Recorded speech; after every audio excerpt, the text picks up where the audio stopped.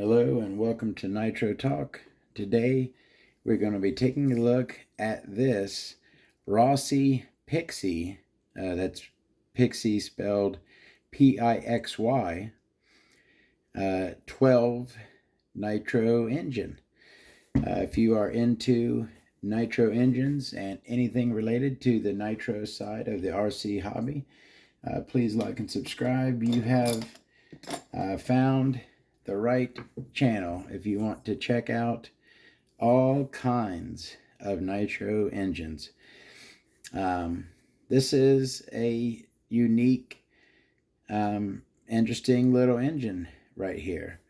These Rossi Pixies were very powerful. Rossi engines, I don't want to say they weren't popular. They certainly were. They were very expensive, kind of exclusive. Let's put it that way. Rossi engines were kind of exclusive. Not everyone got to own one. But they were very powerful, very well made, very highly respected engines. This Pixy 12 came in a couple of different versions. There was a standard 3-port and then a 5-port Outlaw. I have both of them. I'm not really sure which one this is. I believe this is the 5-port Outlaw, but we will hopefully see here momentarily when we get into it. Some very small, I don't like those backplate screws there, just teeny. I'm going to use my tuning screwdriver to try to get at those. And again, come in nice and straight. Hold your tool very firmly. You don't want to strip these yet. Look how tiny that little backplate screw is. I mean, it is a very small engine, but, you know, come on. Yeah. As you can see, this has 2 sets of mounting. You could do that one and that one, or that one and that one. So I thought for a while that it was small block and big block, but I don't believe that. I think the big block is larger than the outside too. Let's go ahead and, oh yeah, for sure. Big block is a lot larger than the largest setup you could get out of that. So not a big block mounting pattern. All right. Oh man, I knew I was going to have trouble with one of these.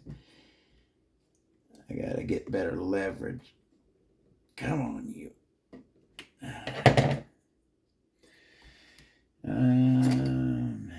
Better screwdriver. There we go. Yeah, and I'm going to have to replace these with something better. These are just way too small and fragile to be holding on that back plate.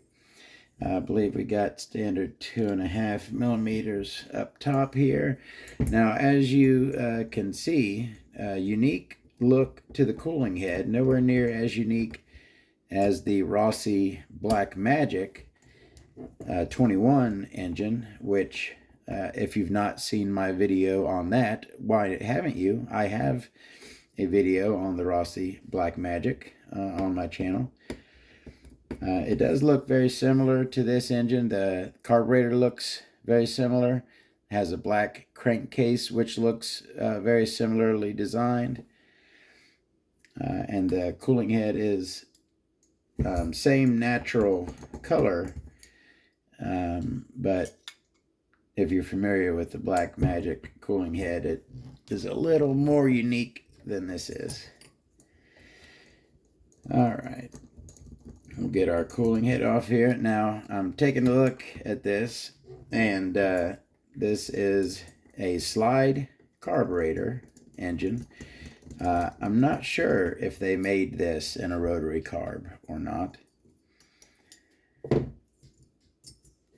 It is a standard plug, not a turbo, and looks like we have a Nova Rossi plug in there. You can tell a Nova Rossi plug from top because it has those dots there, around there. And that is a number 4 Nova Rossi plug. All right, let's go ahead, and I don't have something ready to take that. Should have a Tamiya 4-way, should work to take that carburetor off. Let's see. Yeah, I remember this. See that bolt in there? There's like no clearance alongside of it, so the tool won't even go on to it. Certainly not that one, as thick as that is. So I'll have to find something with a really thin wall. Oh, that's thinner. Still won't do it. Yeah. So I'd have to either get some needle nose on that, which I hate. I hate trying to snag a bolt like that with needle nose. It just mars it up. I don't remember what I did last time. Probably needle nose. You could the bolt does have a little bit of marage on it, but they make it so that maybe I could take this and file it down around the outside to get in there, but it's kind of ridiculous how they design that to where you can't even get in there. Let's go ahead and take off this cooling head. And looks like we have a single head shim, which is the case with a lot of these 12s. You'll find just a single head shim. I said it's got the slide carburetor, and it also has a threaded crank on it.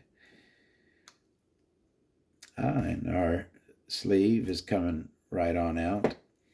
Our piston is up, so we can remove that back plate and take off our piston and our crank. So I'm not gonna fight that. See, that's another thing, and I wanted to touch upon. I'm done fighting with things. I used to like the one big thing, a sleeve that doesn't want to come out. I used to, when I would disassemble an engine, right? If a sleeve wouldn't come out, I had to get it out, right? But here's the thing. Unless, like, let's say you have a bad bearing or something, and you have to get that sleeve out to change that bearing, right? You want to run the engine, bearing is bad or rod is bad, right? Something, you have to change something, so you have to take it out, right? That's one thing. But I just didn't want the sleeve to be stuck in there, right? I wanted to get the sleeve out just so that it wouldn't be stuck in there, right? That's silly. I've gotten over that. If I don't need to get a sleeve out, if it doesn't want to come out, it can stay. I'm done fighting with stuff. Is there a real reason to try to? Yeah, I would like to take this carb off to show you a better view of it, but we can get up and get a good look at it with it on the crankcase. Why do I need to fight with that bolt? There's no reason to get in there and mar it up worse with some needle nose.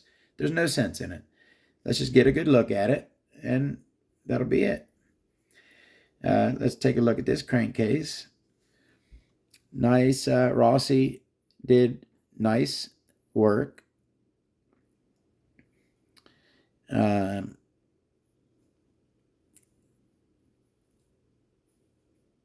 Got a, what is that? 587 RS. I don't know the code for the 12 front bearing. Crankcase, just kind of, it's got the extra set of holes for mount is a little different. Other than that, kind of standard rear exhaust, of course, not side exhaust. All right, so let's go ahead and look at that carb. Now, did I notice that boot still pliable, but it's kind of slides off. You see, it kind of supposed to sit there, and then when you pull it, it comes out a bit. So I'm not sure. Maybe that is a different boot than is supposed to be on there, or maybe it's just a little firm after the years, and it doesn't feel molly coated. I'll take it apart and molly coat it. But very nicely venturied. The shape didn't have a removable venturi, but it's very nicely dome shaped. Looks like these 12 small blocks have, small carb openings. Looks like about 4 millimeter or so, 4 or 5 millimeter. Is that a 3-needle carb? That is a 3-needle carb, unless that is not an adjustable needle. It's just a plug or something. But no, that's a third. That is the third needle. So yeah, 3-needle carb on the little Rossi Pixy. All right, so that's, and then Rossi kind of molded in there. Can barely read it. If you didn't know what that said, I don't think you would be able to read that. All right, so that's the crankcase and carb, which are now set. All right. This is the 3-port, not the 5-port Outlaw. Let's go ahead and look at that sleeve. Might as well. Nicely, the bottom here, you see that nice smooth transition. Just a very little, there is a ramp there on the Schneerly ports, right? The side port. Not a big crazy fang. Oops, sorry. Not a big fang, but just a little ramp there. All right. Come around to our front intake port, boost port. Nice and tall, this one is. Not super wide, but nice and tall, that intake port is. And got a little ramp coming up to it. Not crazy again, but nicely shaped ramp on the ports. Yeah, nothing too crazy or special, but looks like good work. I don't see any, is that can y'all see that, what I just saw? Is that a little metal flake right there? Yeah, or maybe not, something. But anyway, that is the sleeve for the Rossi Pixy 12. We can look at its matching piston and rod. Pretty meaty for a 12 rod at the bottom. We are knife edged on that rod. Not very sharp. I've certainly seen sharper knife edges. This is kind of like a medium knife edged. Non-domed piston, flat top piston with no oil grooves. Or are there two almost barely visible oil grooves? Possibly. Can't really see them. Our backplate is a non-interference backplate, as you can see. We have an O-ring sitting just up off the back. And that right there, ladies and gentlemen, this is how long it's been since I've been in this engine. It's probably been 5 years since I've been inside this thing. That right there, my friends, is green slime. I used to use associated green slime And if you see some on that edge up there, that right there is associated green slime.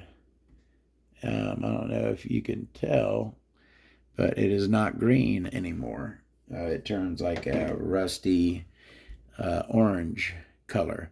I have since, I'm a Molykote man through and through now. I love my Molykote and use it religiously on all O-rings. So this will be Molykoted before it goes back in. Kind of plain from the back, kind of looks like the OS V-Spec backplate, kind of plain, which I kind of like. But again, those horrible little watch screws almost holding that backplate on, I hate those. There is our head button. And where is my... Get a razor knife so I can gently get that head shim off of there. And it is, yeah, a single head shim. That is 2, maybe 1.5. It feels like a thin 2, but probably a 2. All right, we'll check it. I don't know.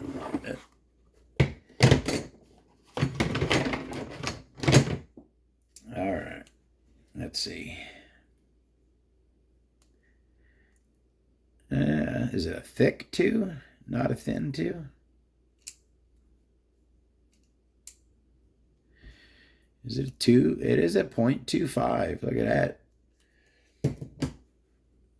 It's a 0.25. Oh, yeah. Well, not bad with the Todd Turbo. It looks like it maybe could come down just ever slightly. But that plug, that new Rossi plug looks brand new. You see that? That thing. Now that's how you can, the glow plug coil, and I think it's pretty self-explanatory that the coil doesn't look so shiny after they're used. That's how you can tell. You look at a plug.